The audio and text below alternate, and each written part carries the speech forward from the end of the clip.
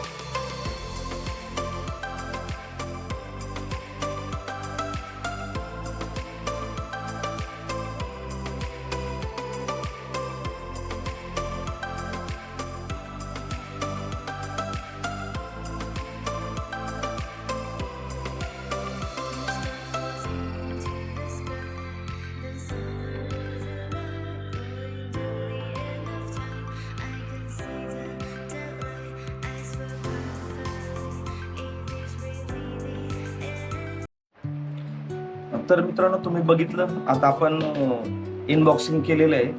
तर हा माईक आता मी काढलेला आहे. ह्याची काही एक क्लिप आहे जी आपण ज्या ठिकाणी आपल्याला माईक बोलायचं आहे त्या ठिकाणी आपण हे कॉलरला अशा पद्धतीनं लावू शकतो किंवा आपण हेल्मेट घातल्यानंतर हेल्मेटमधनं वायर आणि ही जी पिन दिलेली ही डायरेक्ट आपण GoProला लावू शकतो. तर ही GoProला लावल्यानंतर आणि ही इथून लावल्यानंतर मग आपल्याला जे ड्रायव्हिंग करताना ज्या पद्धतीचं शूट करायचं आहे ना त्याला आपल्याला काही जर त्या एरियाची किंवा त्या रोडची माहिती द्यायची असेल तर आपण देऊ शकता.